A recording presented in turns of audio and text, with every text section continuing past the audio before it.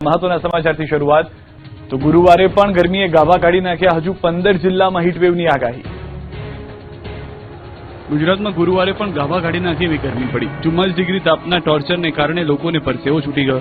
સવારે 11 વાગ્યાથી જ ગરમીનો પારો છટક્યો હતો અને બપોરે 1 વાગતા જ ગરમીનો પારો 41 ડિગ્રીને પાર પહોંચી ગયો હતો. બપોરના અમદાવાદ, ગાંધીનગર, રાજકોટ, વડોદરા, ડીસામાં 44 ડિગ્રીને, અમરેલીમાં 43 ડિગ્રીને પાર પહોંચી ગયો પારો. હજુ 24 કલાક સુધી ગરમીમાંથી કોઈ છુટકારો મળવાનો નથી. હવામાન વિભાગે આગાહી કરી છે કે આગામી 24 કલાક હીટવેવ હાહાકાર મચાવશે. 15 જિલ્લામાં હીટવેવની આગાહી કરી છે. કચ્છ, સુરેન્દ્રનગર અને રાજકોટમાં ઓરેન્જ એલર્ટ, ગીર સોમનાથ, દીવ, દ્વારકા, પોરબંદર, અમરેલી, બોટાદ, બનાસકાંઠા, પાટણ, અમદાવાદ, ગાંધીનગર અને વડોદરામાં યલો એલર્ટ જાહેર કર્યું છે. જે બાદ આગામી 3 દિવસ મહત્તમ તાપમાનમાં ઘટાડો થશે. પવનની દિશા બદલાતા 2 થી 4 ડિગ્રી તાપમાન ઘટશે.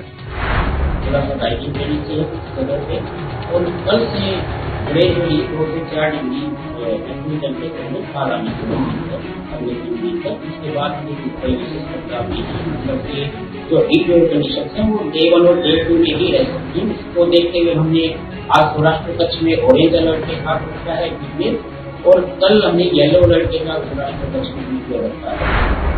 બીજી તરફ અમદાવાદ મહાનગરપાલિકાના હવામાન વિભાગે અમદાવાદમાં 45 ડિગ્રી તાપમાન પહોંચવાની શક્યતા વ્યક્ત કરી છે. શહેરના 6 વોર્ડમાં 39 હોટસ્પોટ જાહેર કરાયા છે, જેને લઈને શહેરીજનોને લોકોને ગરમીથી બચવા અપીલ કરી છે. બપોરે 1 થી 4 વાગ્યા સુધી બહાર ન નીકળવાની અપીલ કરી છે. રાજકોટમાં બિલ્ડરના પુત્રએ નશાની હાલતમાં 5 થી વધુ કાર ચાલકોને ટક્કર માર્યાનો ખુલાસો. લોકોએ મારીને લોહી લુહાણ કરી નાખ્યો. જોઈ લો રાજકોટના બેફામ બનેલા બગડેલી બાપની ઓલાદના કારનામા. જાણે આખું રાજકોટ પોતાના નામે કરી દીધું હોય તેમ બિલ્ડર અને નબીરા પુત્રએ નશામાં ચૂર થઈને રાજકોટના 150 ફૂટ રિંગ રોડ પર રીતસરનો આતંક મચાવ્યો. ભર બપોરે 150 ફૂટ રિંગ રોડ પર જાણે કોઈ આતંકવાદી ઘૂસી આવ્યો હોય તેમ અફરાતફરી મચી ગઈ. દારૂ ઢીંચીને નબીરો એવો ટલ્લી થઈ ગયો કે 100 કિલોમીટરની ઝડપે મોંઘીદાટ કાર હંકારી 150 મીટરના અંતરમાં જ એક બાદ એક 5 વાહનોને અડફેટી લીધા. બાદમાં રસ્તાની સાઈડમાં કાર અથડાતા અટકી ગયો. રાજકોટમાં રહેતા બિલ્ડર મહેશ પીપળિયાના પુત્ર ધવલે બેફામ સ્પીડે વોલ્વો કાર દોડાવી અકસ્માત સર્જતા નાસભાગ મચી ગઈ. 5 વાહનોને અડફેટી લીધા 5 લોકો ઇજાગ્રસ્ત થયા. નબીરાના આતંકના કારણે ગુસ્સે ભરાયેલા લોકોએ ડ્રાઈવરને ઝડપી મેથી પાક ચખાડી લોહી લુહાણ કરી નાખ્યો. કારની ટક્કરને કારણે રસ્તા પરની રેલિંગ તૂટી ગઈ હતી. અકસ્માત સર્જનાર કાર ચાલક ચિક્કાર નશાની હાલતમાં હોવાનો લોકોએ આક્ષેપ કર્યો અને એકત્રિત થઈ ગાડીમાંથી બહાર કાઢી બેફામ માર માર્યો. તપાસમાં સામે આવ્યું છે કે બપોરના સમયે તે પોતાની બાંધકામ સાઇટ પર જઈ રહ્યો હતો, ત્યારે નાના મોવા સર્કલથી વળાંક લેતા પોતે બાલાજી હોલ ચોક ખાતે પહોંચતા સુધી અકસ્માત સર્જ્યો. જોકે એફઆઈઆરમાં નશાની હાલત અંગે કોઈ ઉલ્લેખ ન હોવાથી પોલીસની કામગીરી સામે સવાલો ઉભા થયા છે.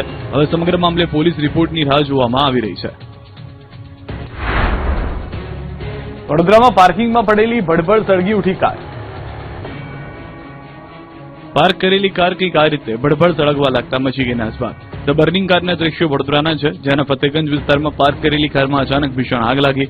વૃક્ષ નીચે પાર્ક કરેલી કારમાં કોઈ કારણોસર ધુમાડા નીકળવાના શરૂ થયા અને બાદમાં કારમાં આગ પ્રસરી. થોડી વારમાં આગે વિકરાળ સ્વરૂપ ધારણ કરતા ભડકો થયો હતો, જેથી આસપાસથી લોકોના ટોળે મોટી સંખ્યામાં દોડી આવ્યા અને પાણીનો મારો ચલાવી આગને કાબૂમાં કરવાનો પ્રયાસ કર્યો.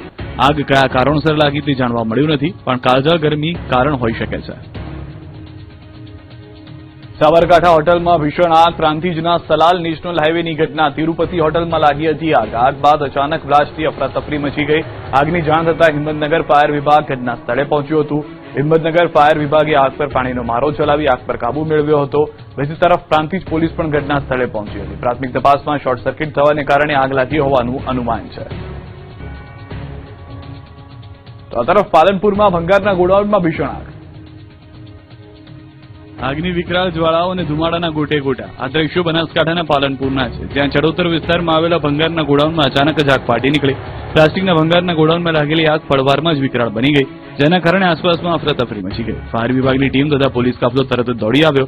ફાયર વિભાગ દ્વારા તાત્કાલિક આગ પર કાબુ મેળવવા માટે પ્રયાસ શરૂ કરાયા.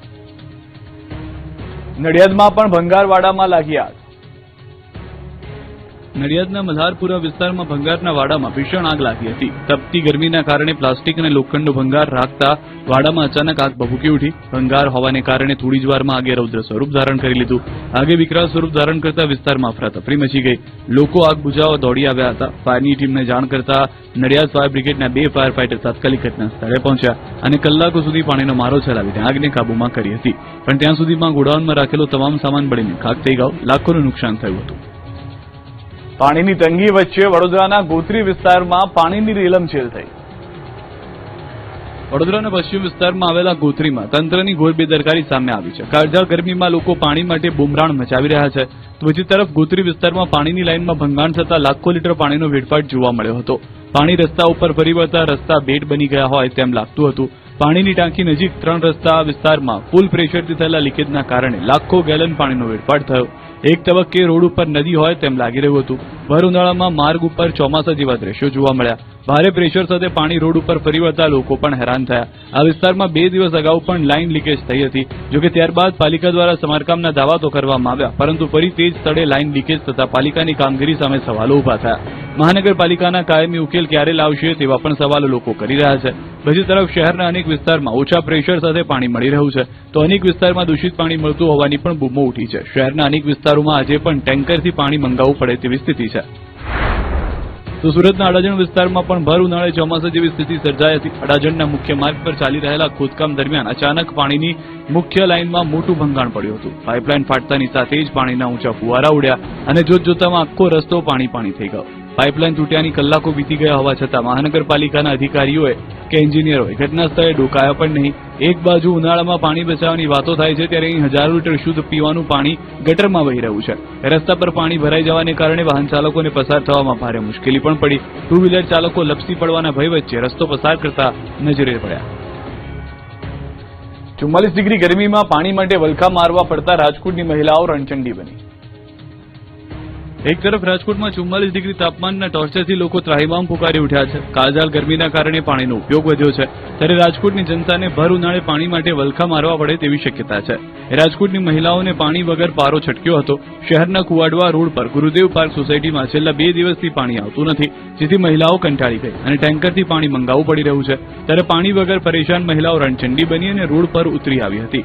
કુવાડવા રોડ પર ઉતરીને રોડને ચક્કાજામ કર્યો. રોડ પર હલ્લાબોલ કરતા ટ્રાફિક જામના દ્રશ્યો સર્જાયા. વાહન ચાલકો ગરમીમાં એક જ જગ્યા ફસાયા હતા, જેથી પોલીસને દોડી આવવું પડ્યું હતું અને સ્થાનિકોને સમજાવી ટ્રાફિક ક્લિયર કરાવ્યો. જામનગરમાં સાધના કોલોનીમાં દબાણ હટાવતા અનેક લોકો બેઘર થયા. લોકોએ હંગામો મચાવ્યો. જામનગર મહાનગરપાલિકા દ્વારા દબાણ ઝુંબેશ અભિયાન શરૂ કરાયું હતું. 3.5 કરોડની સરકારી જમીન પરનું અનધિકૃત બાંધકામ હટાડવા માટે ડિમોલિશન કાર્યવાહી હાથ ધરાઈ. એસ્ટેટ શાખા દ્વારા સાધના કોલોની પાછળ રામાપીર મંદિર સામે આવેલા વિસ્તારોમાં અનઅધિકૃત દબાણ દૂર કરવા જેસીબી સહિતના સાધનો સાથે પહોંચી ગઈ હતી. સવારથી જ ગેરકાયદે દબાણો પર બુલડોઝર ફેરવી દેવાયું. કાર્યવાહી દરમિયાન 3 મકાન, 3 દુકાન તેમજ પ્લોટ સહિત આશરે 10,000 ચોરસ ફૂટ જગ્યા પર થયેલા બાંધકામને દૂર કરવામાં આવ્યા. આ દરમિયાન દબાણકર્તાઓ રોડ પર બેસી ગયા અને દબાણ કામગીરીમાં વિક્ષેપ ઉભો કરી હંગામો કર્યો હતો, જેથી સ્થાનિકોને હટાવવા માટે પોલીસ બોલાવી પડી હતી. ભારે પોલીસ બંદોબસ્ત વચ્ચે મહાનગરપાલિકાની ટીમ દ્વારા દબાણ હટાવવાની કામગીરી ચાલુ રાખવામાં આવી. અચાનક આવેલી આ આફતને કારણે સ્થાનિક લોકોમાં ભારે રોષ જોવા મળી રહ્યો છે. લોકો પોતાનું ઘર વખરીનું સામાન રસ્તા પર કાઢીને લાચાર નજરે પોતાનું આજીવનનું સપનું તૂટતું જોઈ રહ્યા છે. ગેસ બાદ દૂધના ભાવ વધતા ચાની ચુસ્કી મોંઘી થઈ શકે છે. પહેલા ગેસ સિલિન્ડરના ભાવે ઝટકો આપ્યો, હવે દૂધના ભાવમાં વધારે મુશ્કેલી સર્જી, જેથી ચાની ચુસ્કી પણ મોંઘી પડી શકે છે. ચાના રસિયાઓને મોંઘવારીનો માર સહન કરવા તૈયાર રહેવું પડશે. વૈશ્વિક પરિસ્થિતિના કારણે ગુજરાતથી થાળીથી લઈને ચાની ચુસ્કી પણ મોંઘી થઈ ગઈ છે. એવામાં હવે અમૂલે દૂધે લીટર 2 રૂપિયાનો વધારો કરતા અમદાવાદમાં ચાની ચુસ્કી મોંઘી થઈ શકે. કેટલાક ચા વિક્રેતાઓ ચાના કપમાં ભાવ વધારો કરવાનું વિચારી રહ્યા છે. કટિંગ ચાના કપના 10 રૂપિયાથી 14 રૂપિયા થઈ ગયા છે. હવે જે વધીને 15 થઈ શકે છે. એક કપ ચાના 28 થી 30 રૂપિયા થઈ શકે છે. નવો ભાવ એક સપ્તાહમાં અમલી થઈ શકે છે. વડોદરા કોંગ્રેસના કોર્પોરેટરની દારૂના કેસમાં ધરપકડ. ગુજરાતમાં દારૂબંધી કાગળ પર હોવાના આક્ષેપ કરનાર કોંગ્રેસ પક્ષના જ કોર્પોરેટરની દારૂ કેસમાં પોલીસે ધરપકડ કરી છે. સ્થાનિક સ્વરાજ્યની ચૂંટણી પહેલા સંખેડા પોલીસે બુટલેગરને ઝડપી પાડ્યો, જેની પૂછપરછમાં આ દારૂનો જથ્થો વડોદરાના આશીષ જોશીને આપવાનો હોવાની કેફિયત બુટલેગરે રજૂ કરી. જેના આધારે પોલીસે વડોદરા શહેરના વોર્ડ 15ના કાઉન્સિલર આશીષ જોશી સામે ગુનો નોંધ્યો. આ કેસમાં અમદાવાદ રામોલ પોલીસે તેઓની ધરપકડ કરી અને તેને સંખેડા પોલીસને સોંપવામાં આવ્યા. નોંધનીય છે કે આશીષ જોશીએ 3,96,000નો દારૂ મંગાવ્યો હોવાનો આક્ષેપ છે. જોકે આ બાબતે વડોદરાના મહાનગરપાલિકાના પૂર્વ વિપક્ષ નેતાનો આક્ષેપ છે કે આશીષ જોશી સાથે કિન્નાખોરી રાખવામાં આવી છે.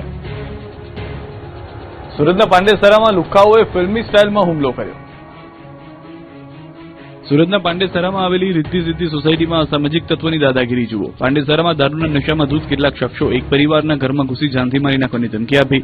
નંબર પ્લેટ વગરની કારમાં સવાર થઈને આવેલા નશાખોરોએ વિસ્તારમાં ભારે હંગામો મચાવ્યો.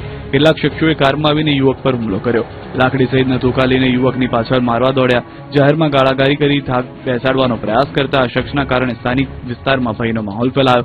મારામારીના કારણે લોકોના ટોળા એકત્રિત થઈ ગયા. કાયદો વ્યવસ્થાની સ્થિતિ અંગે સવાલો ઉઠ્યા. વાયરલ વિડીયોના આધારે પાંડેસરા પોલીસે તપાસના ચક્રો ગતિમાન કર્યા છે. વલસાડમાં ફરી લવ જિહાદનું ભૂત ધૂણ્યું. સોશિયલ મીડિયાથી મુસ્લિમ યુવકે મિત્રતા કરી દુષ્કર્મ આચર્યું. વલસાડમાં લવ જિહાદનો એક કિસ્સો બહાર આવતા ચકચાર મચી ગઈ છે. મુસ્લિમ યુવક અરબાઝે પોતાની ઓળખ છુપાવી સોશિયલ મીડિયાના માધ્યમથી એક હિન્દુ યુવતી સાથે મિત્રતા કરી અને ત્યારબાદ તેને પ્રેમજાળમાં ફસાવી તેની સાથે અનેક વખત દુષ્કર્મ આચર્યું. યુવકની સાચી હકીકત અંગે યુવતીને જાણ થતાં જ તેને બંધક પણ બનાવવામાં આવી હતી. જોકે ત્યારબાદ આ યુવતીએ પોતાના ઘરે પહોંચી પોલીસ ફરિયાદ કરી. યુવક વિરુદ્ધ ગંભીર આક્ષેપો કર્યા કે જીયા નાયકા નામનું એક ફેક આઈડી બનાવી અને પીડિતો સાથે મિત્રતા કરી તેને પ્રેમજાળમાં ફસાવી અને ત્યારબાદ પોતાનું સાચું નામ અંકિત ઘોડિયા પટેલ હોવાનું જણાવી દીધું અને યુવતીને લગ્નની લાલચ આપી અનેક વખત દુષ્કર્મ આચર્યું. જોકે ત્યારબાદ ભાંડો ફૂટતા અરબાઝે યુવતી પાસેથી મોબાઈલ લઈ પોતાના ઘરમાં બંધક બનાવી હતી. જોકે એનકેન પ્રકારે યુવતી છૂટી અને પોતાના ઘરે પહોંચી પરિવારજનોને પણ સમગ્ર હકીકત જણાવી હતી.